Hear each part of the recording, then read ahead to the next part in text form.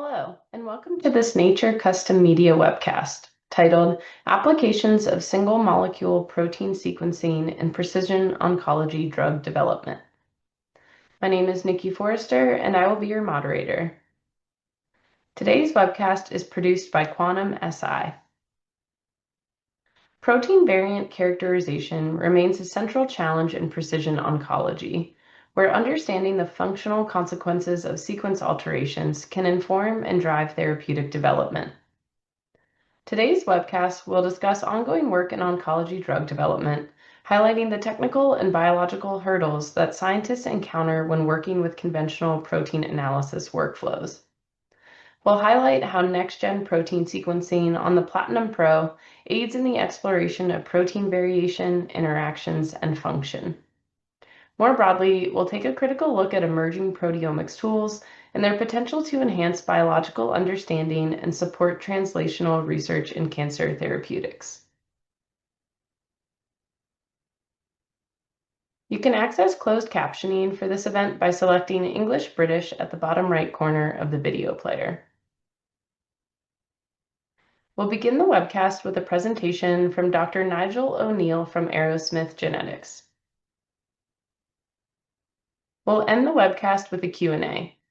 To ask a question, just type it in where it says Ask a Question and then press Submit at any point during the webcast. We'll do our best to answer all of your questions today. And now, over to Dr. O'Neil. Well, thanks for the introduction. As you've heard, I'm Nigel O'Neil, the CSO of Arrowsmith Genetics. We're a preclinical precision oncology company out of Vancouver, BC in Canada. Our goal is developing therapeutics that convert DNA repair proteins into gain-of-function anti-cancer agents.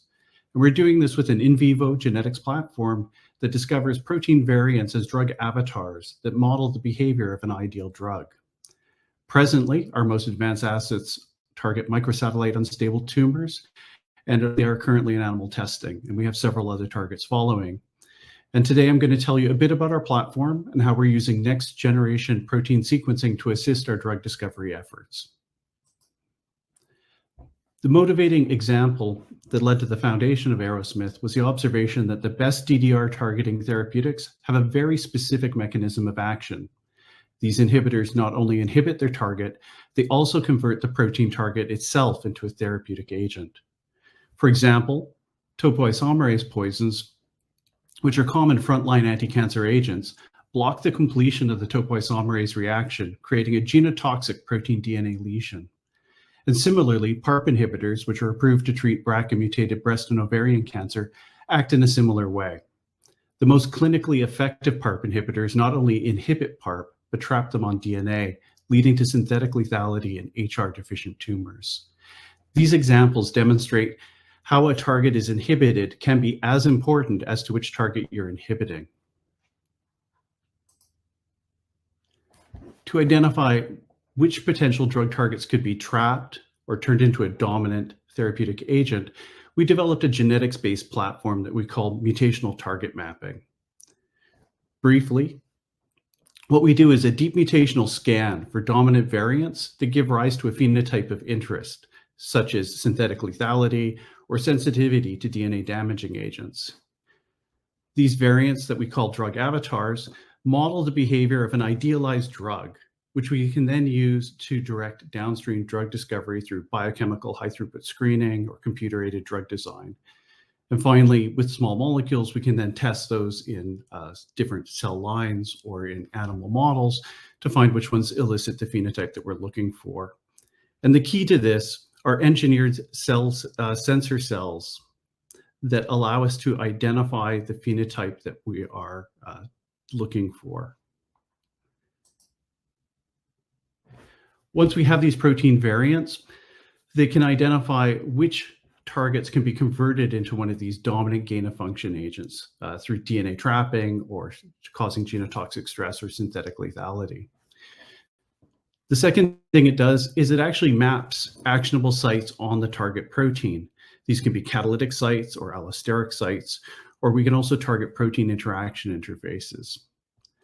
And finally, it also allows us to refine small molecules by using the specific amino acid map that we developed with the MTM residues, which identify these critical residues and biophysical properties of the target. Ultimately, what we end up with is a map that highlights the critical residues for engagement in a drug target. As I said before, these can include allosteric or orthosteric sites, protein interaction domains, and some regions that are of unknown function. The deep mutational scanning can yield years worth of structure function data in a matter of months. And these maps then can direct these small molecule development. And eventually we hope that we may be able to deliver dominant proteoforms or peptides themselves directly as a biologic agent. Central to this approach is the identification and characterization of dominant protein variants. Our core approach to date has been mostly DNA-based, using large site-saturated variant libraries. But we see that there's an opportunity to take proteomic approaches to find dominant variants. So to do this, we're using Quantum-Si's next-generation protein sequencing, which really breaks into 3 simple steps. There's sample prep, which is done using a straightforward kit to prepare the protein samples, either a straightforward library kit or barcode kit. Once we have the samples, we then sequence them on a benchtop machine. The sequencing data is then sent to the cloud, where it's converted into peptide calls and then analyzed. In more detail, the library prep is really quite simple. We do protein digestion with lyc. The C-terminal lysines are then functionalized so that they bind to the chip. This process sample is then loaded onto the chip, and that's shown here, where the peptides are immobilized in nanoscale wells. You then add the amino acid recognizers and aminopeptidase that start the reaction. And this reaction takes place in real time without the need for fluidic exchange or any more interaction from the user. How are the peptides actually sequenced? Well, the peptides are immobilized at the bottom of the chip, and they use illumination to excite the recognizers, and the recognizers fluoresce at different colors with different fluorescent dyes. Different recognizers recognize different amino acids. In some cases, recognizers can recognize more than one amino acid. And the recognition events, there are 10 to hundreds of recognition events per amino acid per read. And you can use the differences in these recognition events to have an idea which amino acid is there in the cases where a recognizer recognizes more than one amino acid. During this whole interaction, during the whole reaction, aminopeptidases are present, which perform a stepwise amino acid cleavage, shortening the peptide and moving on to the next N-terminal peptide. These cleavage events are stochastic at the single trace level. And recently, they've included an aminopeptidase that can cleave through prolines, allowing you to get much longer reads past prolines in the sequence, which means more peptides are identifiable, leading to a huge increase in the total amount of the protein that can be sequenced.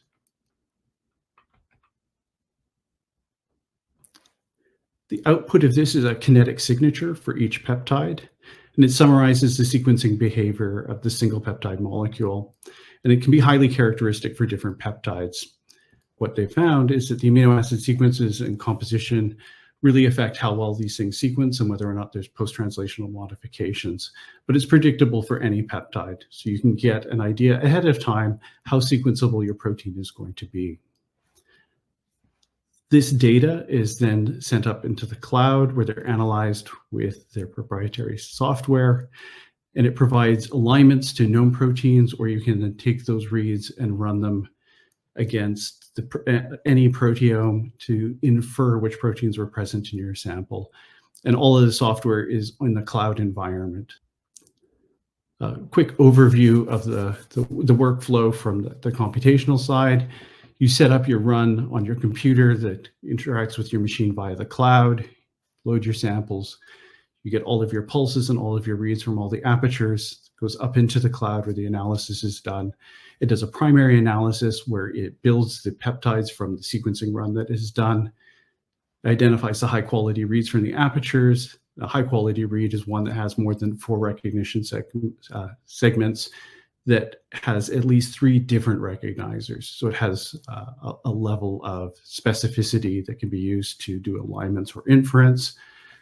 These reads can then be sent to a peptide alignment if you know which protein that you're sequencing, and this can confirm the protein ID and could potentially also identify any sequence changes if they fall into a region that could be sequenced. If you're using an unknown sample, the sample then can be run against a protein inference algorithm, and it can identify which protein was present from a library of an entire proteome or of a subset of proteins that you're looking at, and it can infer which unknown protein was present. This is an example of output data for PDL1 that was done by QSI.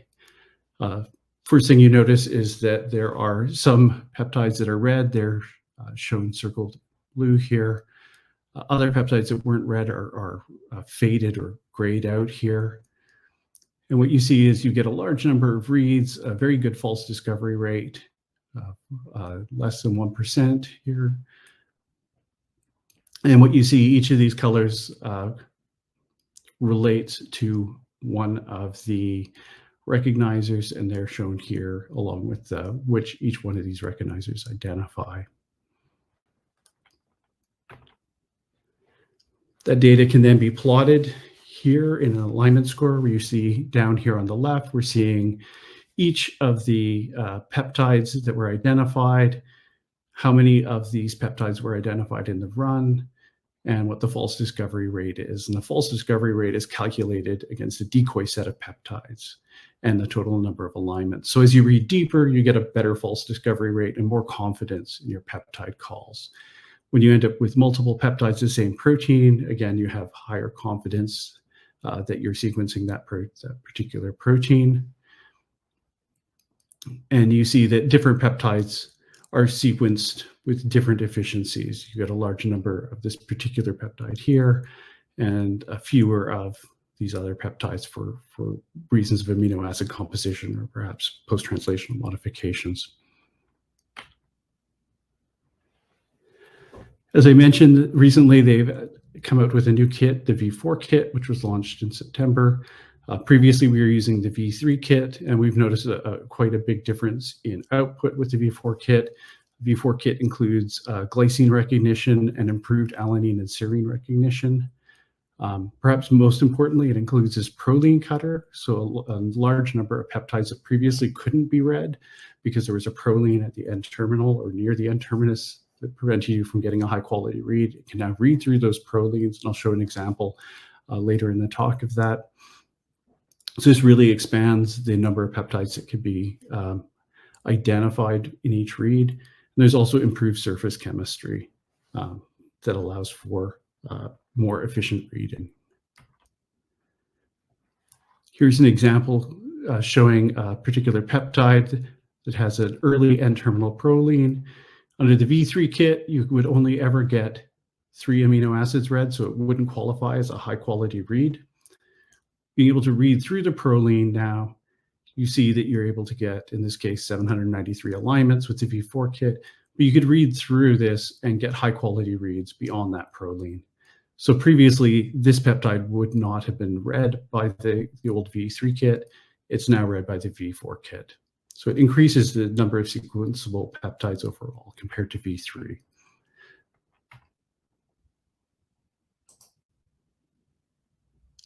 So what I'm going to do now is tell you about how we're specifically using this platform to do our small molecule drug discovery, and how we use it to quality control on protein preps.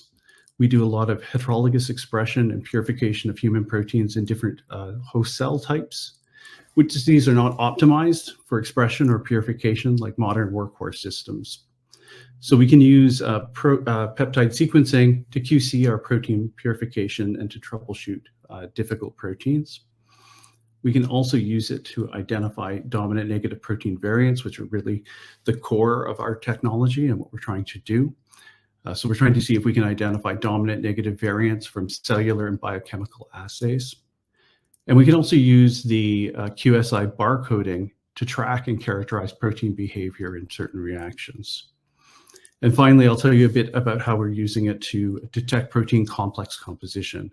Can we identify proteins from a complex from a co-immunoprecipitation?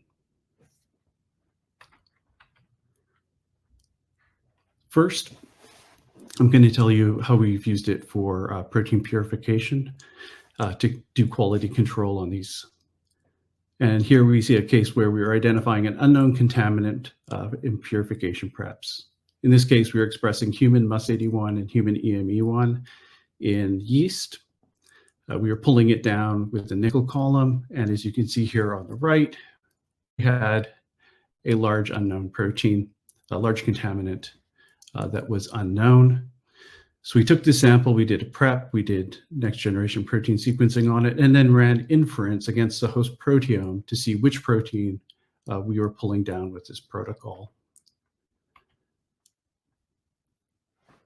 And what we could see here is when we compared the sequencing run to the yeast proteome, we see that we infer that there's this DPH1 and this TDH1 proteins present. This band here corresponds to TDH1 size. TDH1 is a highly abundant protein in yeast, one of the most abundant proteins found in Saccharomyces cerevisiae. And so we identified this as the main contaminant. We also identified our human MUS81 and human EME1 in the sample. And we were able to adjust our purification protocol to eliminate TDP1 or TDH1 from our protein prep. So we were able to identify protein contaminants in our protein preps. We've also done this on ones from more from bacterial preps as well, and we can see some bacterial contaminants in some cases at very low levels. So it's a very powerful way of identifying what is in your protein prep if there's contaminants present.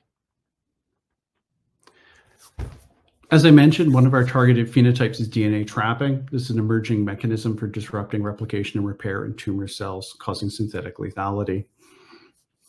And here's an example from the FEN1 flap endonuclease, where we have a reaction where we've included DNA, damaged DNA substrate, together with a library of FEN1 variants. And what we're looking for here are variants that trap on the DNA substrate, can't process it, and get trapped on the substrate, whereas wild type and other variants are able to process the substrate. And we run this on an electromobility shift assay gel. What we see here is when there's no protein, we see this bright band here, this dark band here is the damaged DNA substrate. When we add wild type protein, we see that it gets processed and becomes shorter after it's been processed and repaired. And when we add a trapping variant, what we see is a gel shift, where now the protein is trapped to the DNA because it can't process it and it can't let it go. And these are the types of variants that we're really looking for.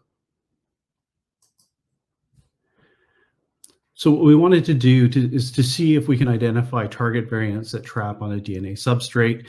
We attach the DNA substrate to magnetic beads. We add our protein variant library to the tube. We do our reaction, and we then pellet the beads, and we look for protein that has been trapped onto the beads. And then we can sequence the trap variants and look to see which mutations are causing the trapping.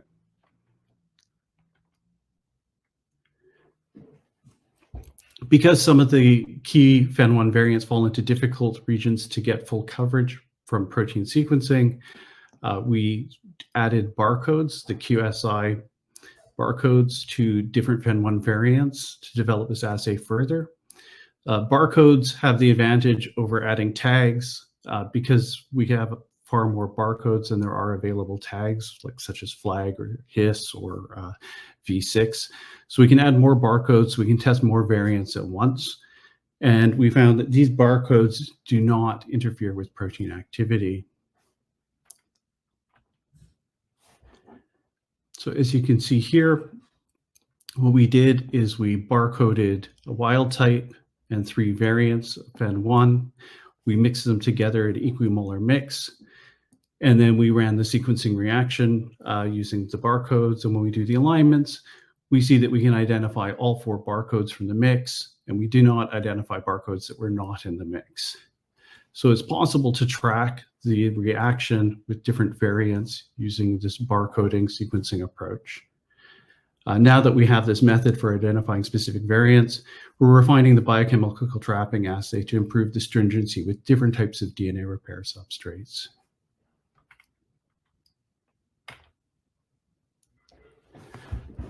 The other thing we tested was whether or not we could use peptide sequencing to identify proteins pulled down from cell lysates or biochemical traps. And there's 2 scenarios here. One in which where we don't know the ID of what is being isolated and sequenced, and we need to compare reads against a proteome using inference. And a second case is where we do know the identity, but we want to see which variants are being isolated. So the first thing here I'm going to show you is proof of concept to see if the sequencing can recognize an isolated protein. In this case, I'm using FEN1 again as a mock unknown sample. We prep it as I described earlier. We run the sequencing, and then we run inference against the human proteome. And what we see here is data from half of a flow cell. And we can see that the sequence is inferred to be FEN1. That is the top hit with a likelihood of 67%. This is improved by running another half of a flow cell, or running a full flow cell and gathering the reads for an inference algorithm. The other thing that we do is we take the top hits from the inference, and then we do an alignment against it. And that's what you have can confirm the ID of what the inference algorithm has pointed at. In this case, when we map this, or when we align this to FEN1, it aligns to FEN1 much better than it aligns to the second hit here, this LPAR4. So we're able to identify a mock unknown protein using inference from the sequencing.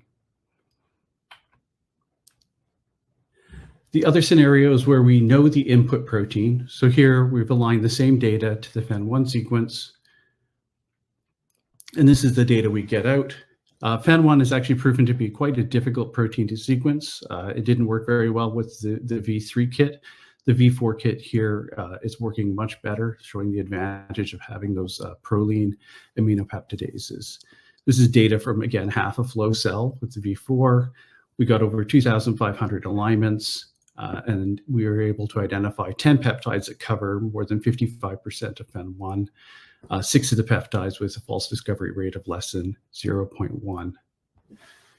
So again, adding more data would improve the coverage depth. We could have run a full flow cell on this and doubled the amount of data that we were putting in. So this shows that the peptide sequencing is able to identify unknown proteins using inference, and also give very good coverage when we do align to a known protein. In this case, more than 55% of FEN1 is covered.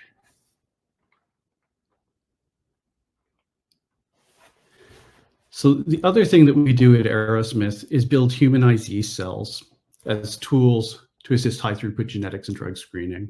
To do this, we express human drug targets in yeast cells. In this case, in the case of FEN1, we can actually replace the yeast ortholog with the human protein. One class of protein that we were looking to humanize is the cohesin complex. That's shown here. Cohesin forms a ring that entraps DNA, and it's very important for sister chromatin cohesion and has a lot of roles in cancer, both as a cancer driver and as a potential therapeutic. And in collaboration with Phil Heater's lab at UBC, we tried to make a humanized yeast cell that we can then use for drug screening. And in this case, we were trying to replace the entire yeast cohesin complex with the human cohesin. But unfortunately, not only did it not complement the loss of yeast cohesin, it actually resulted in a dominant negative effect and was actually making the cells much sicker, lowering fitness and causing sensitivity to DNA damaging agents. And it was behaving very much like a dominant negative cohesin variant. And to summarize a lot of work that was done in the Heater lab, they came to suspect that the human and yeast subunits were forming a hybrid cohesin complex containing combinations of both yeast and human subunits.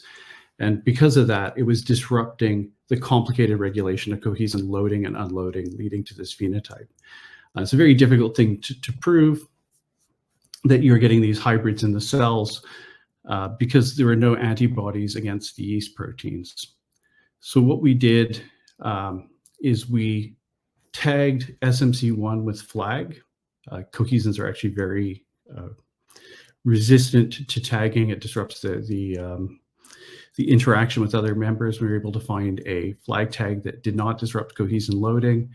And what we did is we did an anti-flag pull down to pull down the yeast complex, and we did an anti-SMC3 pull down to pull down the human complex. We then took these samples and did next generation protein sequencing to see what was present in these cohesin rings. So when we co-IP'd with the flag antibody to pull down the yeast complex and sequenced, we see peptides mapping to the antibody used to pull down. That's not shown here, but we also see peptides that map to both the yeast and to the human cohesin subunits, confirming that these hybrid rings are being pulled down. In the case of the human proteins, we had antibodies against all 4 of the cohesin members, and we were able to confirm this with Western blot. So when we pulled down the yeast subunit, we also got all of the human subunits with it. To show that this was not just due to some sequence similarity between the different cohesins, what we did is we took the reads and we aligned them against yeast cohesin. We see here we got over 4,000 reads aligning to yeast cohesins peptides, and we identified 16 peptides with a false discovery rate of less than 0.1. When we aligned to human, we got over 6,000 reads mapping to 10 peptides. We then used an outgroup, in this case C. elegans cohesin, which shouldn't be present in the sample.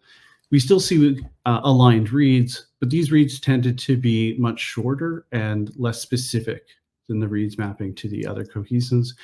And consistent with that, only 2 peptides had a false discovery rate of less than 0.1. And finally, as another outgroup, what we did is we took 4 proteins that we've also sequenced before with QSI sequencing that contained roughly the same number of amino acids as the entire cohesin complex. We aligned to that. And what we see is we got 1,400 reads, but only 1 peptide with a false discovery rate of less than 0.1. So we feel quite confident that what we are seeing here is the product of complex hybrid complexes being pulled down. Here's an example of alignment to human STAG2 from the yeast pull down. What you can see, what we're looking at here is the amino acid sequence across the top for STAG2 for this particular peptide. And in the colored boxes, you see each of the amino acids that were identified in a sequencing read. And you can see some of the reads have up to 9 amino acids that were read. So we have high confidence that this is actually the peptide from STAG2. And this also nicely illustrates the ability of the V4 kits to read through prolines. As you see, it's quite proline rich at the start of this peptide, and it was able to read through these. So read coverage like this gives us confidence that these are indeed peptide reads from human STAG2 and not mapping to another protein.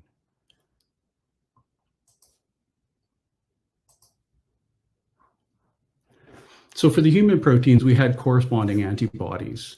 As I mentioned, we don't have antibodies to confirm the presence of yeast cohesin, and here we're having to rely solely on the next generation peptide sequencing. So this is really an excellent example of an application of peptide sequencing. And again, in this case, pulling down with human SMC3. Again, we see both human and yeast cohesin in the alignments. And again, the reads were specific to human and yeast cohesin and not to worm cohesin or this unrelated protein outgroup. And to summarize this, we were able to co-IP a complex and definitively identify 8 different proteins. And the Heater Lab is submitting a manuscript describing these hybrid complexes and how they cause dominant negative effects, and how we're using QSI sequencing to show these hybrid complexes. And we're now using sequencing to look at other co-IP complexes that lack antibodies, or as a mean to identify components in complexes under different conditions. So finally, to recap, to tell you, today I told you about how we're using next generation protein sequencing in our drug discovery efforts. We've used it to do quality control on protein preps to spot contaminants and unexpected proteins in samples. We've used it for new target discovery, identifying new trapping proteins in vivo and in vitro assays. We've also used it to find and track variants during certain biochemical reactions using barcoding. And finally, and perhaps most excitingly, we're able to characterize protein-protein interactions of wild-type and mutant proteins and complexes. I'd like to acknowledge the people who did the work at Arrowsmith Genetics: Anthony, Esteban, Nicholas, and Peter. QSI has provided technical support, Meredith, David, and Spencer. And the Heater Lab has been very generous with their samples and their protocols for cohesin and for FAN1. Thank you. I'd be happy to take any questions. Thank you so much for your presentation, Dr. O'Neil. It's now time for our Q&A. If you'd like to ask a question, just type it in where it says questions and then press submit. I see we've already got some questions in here. So someone was curious, are there other applications of protein sequencing that you are interested in exploring? Yeah, I think, well, really the ones that we're doing are the ones that we're really focused on right now. Other applications would be looking more at complexes that form in different tumor scenarios. And we're really excited that as the sequencing gets better, that we're going to be able to get more amino acid coverage that will allow us to see more variants without barcoding. So we'll be able to do more sequencing of more complex samples. And also on the horizon, there looks like there's going to be the possibility to do post-translational modifications and actually be able to read post-translational modifications from samples. So that's something we're really excited about. What has your experience been like with getting started with protein sequencing? It's actually been quite straightforward. The kits are pretty simple. There's not a lot of user changes that take place. But the most important thing for us was actually being able to think about it conceptually and seeing where it would be most useful. Is trying to identify which applications are going to be kind of adding to our capabilities. So that's really been what we've been focusing on, is seeing where we can apply this in a way that we can't use any other technique to get the same kinds of answers. That's been the main hurdle. That technically it's very straightforward, and then the other thing has just been understanding how the process works so that we can maximize our output, so that each one of our chips yields the most data possible. What are the key advantages of benchtop platforms like the Platinum Pro for translational cancer research? Well, it's really specific for us specifically, is that we're very interested in identifying and tracking these variant proteins that I talked about and seeing their behavior. And what having benchtop sequencing in the lab does is it kind of lowers the activation energy for doing an experiment. So we have the machines sitting there. We don't send samples out. If there's something we want to check, like to QC a protein prep or to develop a new technique, it's sitting right there. So some of the assays I described in the presentation were developed because we could quickly test the samples. We didn't have to prep it up. We didn't have to arrange for mass spec to be done. So it really made a lot of things that perhaps we would have put off and not done. It really makes some of those assays possible. Someone else was curious, can the instrument do sequencing for proteins with modifications? And if so, what kind of modifications can be done? Yeah, that's probably more a question for QSI. I see that on the horizon they have post-translational modification abilities coming online now. We've not done that yet, so I can't really speak to that at the moment, but I know it is on their it is on the list of things that are going to be coming out as the technology improves. So yeah, we've not done any post-translational modifications or sequenced any post-translational modifications yet ourselves. Can this method be used for niche areas like metaproteomics, studying microbial protein expression in clinical or environmental samples? Yeah, I think it can. It would really have to do with setting up the application at the front end to make sure that the sample is not too complex. You can't. It's not like mass spec where you can put in a ball of protein, a lot of different proteins, and expect to see individuals in there. At the moment, you have to be able to have some way of reducing the complexity of the sample for doing sequencing. But if there's antibodies to pull that out from a sample, to purify it, or to concentrate it, I think there would be a lot of applications for that. Have you started using this method on clinical samples? We don't do clinical samples ourselves. We don't do that. I think that that's where it will eventually go, especially when post-translational modifications become available. I think that would be a really useful tool to be able to look in clinical samples and to see proteins that have been post-translationally modified in perhaps in a tumor sample versus non-tumor sample. There's no reason why you couldn't purify from clinical samples. Again, it's all about the setting up the application in a way to be able to purify or get that protein of interest that you want to sequence in a sequenceable format. Kind of taking a step back, what are some practical considerations when integrating single molecule proteomics into existing workflows? Yeah, for that, I think the most important thing is your sample. I keep saying this, that you have to think about the protein concentration and also the protein quality that you're putting in. You want to make sure there's not a lot of degradation products that are going to kind of take up your space on the chip. It's all about balancing the ratio of peptide to conjugate.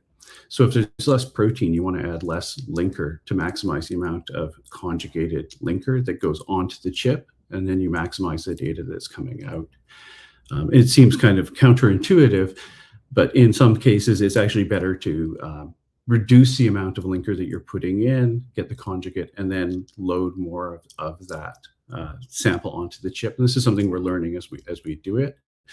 And that's the other important thing, is to have these quality protein preps that you minimize the degradation products, because you want to maximize the number of good mappable peptides that are being conjugated. So those are some of the main things. And then the other thing I mentioned before is just thinking about the experiment conceptually all the way through. And that's something that we've spent a lot of time doing, is figuring out how to maximize the use of the machine or the technology, so that we're getting very useful data that helps us move forward.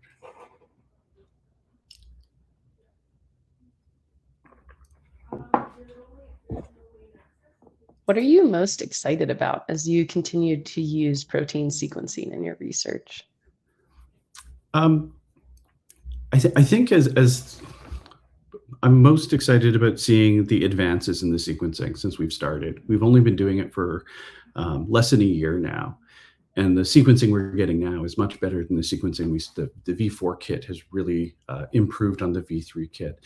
So I'm really excited to see this moving forward. I was involved. I was an early adopter of the nanopore long read sequencing, and was in there right at the beginning at the bleeding edge when we're getting very short reads, and trying to figure out apps for that. And then was there watching it as it advanced and became this huge extremely useful technology.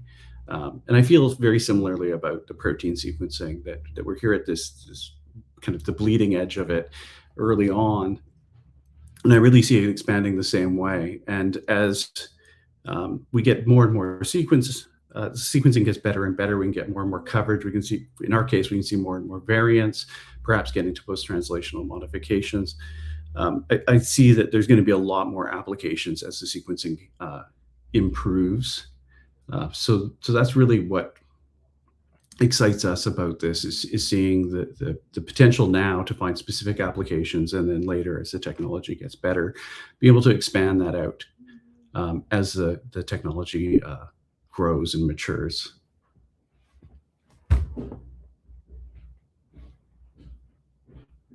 Great. Well, I think that might be a perfect place to wrap up today. Thank you again so much for your presentation and for answering everyone's questions. And of course, a big thank you to our audience for taking the time to be with us today. I'd just like to remind everyone that you can access upcoming and on-demand Nature Portfolio webcasts at nature.com/natportwebcasts or via the QR code on the screen. Thanks again for watching, and I hope you'll join us again soon.